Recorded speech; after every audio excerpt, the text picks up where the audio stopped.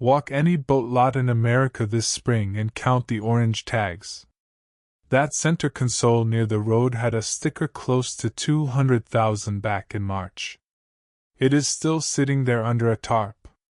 A brand new fishing boat in this country took 279 days to sell last year.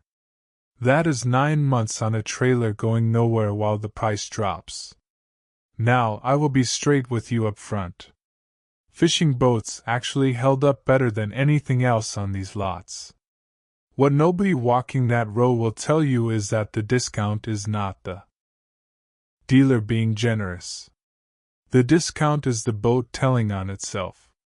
Here are 10 brand new fishing boats sitting and rotting on lots in 2026, and the real reason each one is stuck there. We are counting down from the least bad to the one that ought to embarrass somebody 30 years ago. Fishing boat was a hull, a tiller, and a name owned by the family that wielded it. Today, the name on the side and the company cashing your check usually are not the same outfit anymore. 3 corporations now own almost every badge on that lot. The boats got cheaper to build every year. The stickers went up anyway, so when you see a row of new rigs nobody is buying, that is the cost-cutting finally catching up to them. Let us name them. Number 10, the entry aluminum rig, the little tin fishing boat that used to be the honest buy. Music the base price on these starts right around $16,000 now. For that money, you get a whole press from aluminum about 110 of an inch thick. That is about as thick as 2 stacked credit cards. Here is the part that ought to make you mad. In June of 2025, the tariff on imported aluminum doubled to 50. The metal in that boat did not get one bit thicker. The price just went up. You are paying more for the same thin tin, and the lot is full of them. Number 9. The aluminum base boat with the trusted family name on the side, Crestliner, Lund, Lowe, 3 names your dad would have trusted, 1 company. All 3 roll up to Brunswick now, the outfit that also owns Mercury and around 60 other boat brands. And this is not just about 3 badges. Brunswick's boat division got hit so hard last year that sales fell by a quarter in a single stretch. And they cut jobs and closed lines to stop the bleeding. It is a rig that books for $26,000, and a good chunk of that number is the decal. Number 8. The bargain fiberglass base boat built to a price. From the dock, it looks like money. The shine is real. What sits under the deck is the problem. A lot of the cheap glass rigs still frame the boat with plain wood, wrap it in fiberglass, and call it done. The wood is fine until water finds a screw hole or a transducer hole, and on a fishing boat, water always finds it. That soft transom was a warning sign the first owner ignored. 3 seasons in, the stringers turned to compost, and the boat sits an inch lower in the water. In plain English, you bought a sponge with a gel coat. Number 7, and this one ties the whole list together, Stratos. The reason nobody can buy a new one is the bluntest reason on that they killed it off. White River Marine Group, the Bass Pro side of this business, halted Stratos production after more than 30 years on the water. A name with that kind of history was just switched off. And here's why it matters to you. Buy a brand new Orphan and you are betting your warranty on a brand the parent company already walked away from. They threw launch parties for boats like this once. They should not have walked the timeline, and the pattern is the whole story. Ranger, Triton, and Stratos all sat under a private equity firm called Platinum Equity before Bass Pro bought them up. Brunswick swallowed 60-plus brands. Malibu paid $150 million for the group that builds Cobia and Pathfinder. One by one, the names your family trusted became line items on somebody's spreadsheet. Number 6. And now we get to the word that empties a lot. Recall. Yamaha put out a safety recall on its V6 Offshore outboards.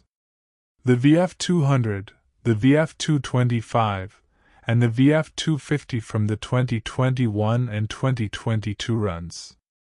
The control unit software could energize the ignition at the wrong moment and throw a spark that could ignite fuel. Fire risk in writing from the maker. To be square with you, the fix is a software update at the dealer, not a junk engine. But buyers are not clueless anymore. A man pulls the model up on his phone, sees the word recall sitting right next to the word fire, and walks. If that sounds bad, keep watching because the next one is bigger. So, what would I actually put my own money on? The builders who still build like the name means something. Grady White backs its hulls with a lifetime structural warranty and builds them wood-free, so there is nothing in the frame to rot. Boston Whaler still foams its hulls, so they will not sink. Robalo hand lays its glass with no wood in the structure. Blackfin is still family-owned down in Florida, and Key West was started by Earl Bentz, the same man who founded Stratos and Triton, who got tired of the spreadsheet and went back out on his own. Buy one of those ones, take care of it, and you are done walking lots like this. If this is the kind of straight talk nobody hands you in the boat showroom, hit subscribe. There's a lot more iron coming. Number 5, the digital throttle rig with the control recall. Mercury recalled its second-generation digital throttle and shift system on 181,000 units. On the affected boats in reverse, the control could buzz and go soft on you. A second recall covered the shift link on the 75 to 150 horsepower motors, where a stud can corrode in salt water until the shift quits. If you are wondering how a brand new boat ships, with a shift part that rots in the water it was built for, so is everyone else. That one is not a fire, and I will not pretend it is, but a control that goes soft and reverse against a dock with your grandkids on the bow is its own kind of trouble. Number 4, the fishing pontoon, the boat the whole family talked you into. Pontoons were the worst hit segment on the lot last year, down double digits while fishing boats held steady. The fishing pontoon crossover sits the longest of all because it is never quite one thing or the other.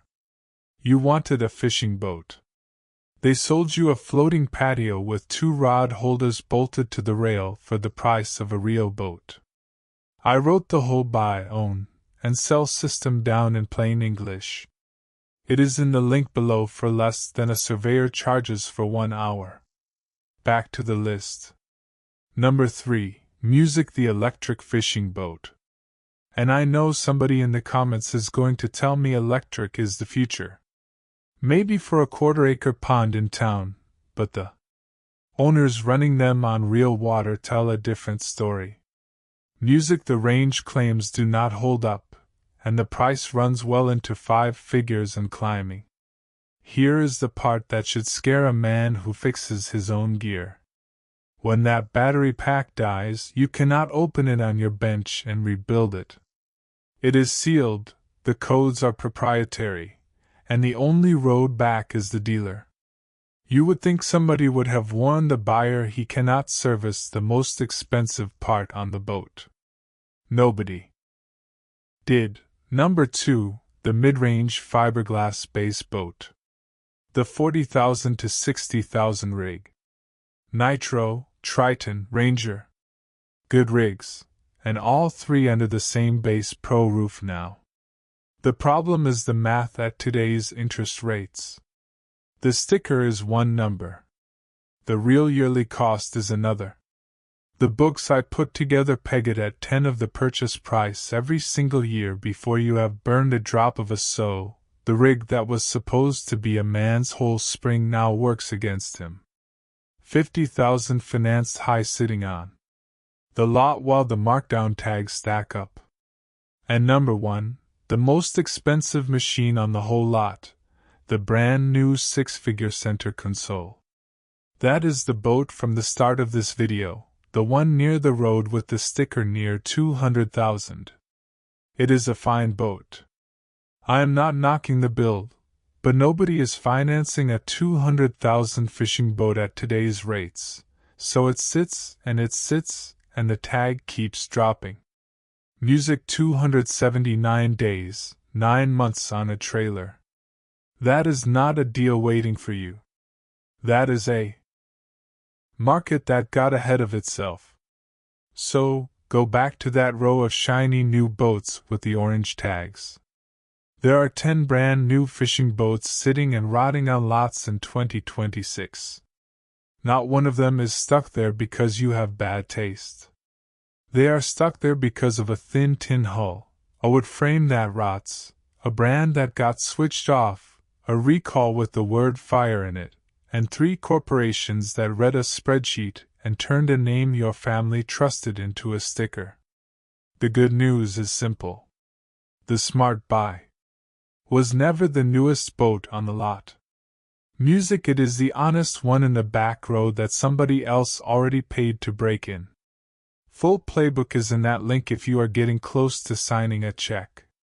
Next week, the broker move that turns one of these unsold lot boats into somebody's one-owner lowers bargain 6 months later, and how to spot the swap before you sign.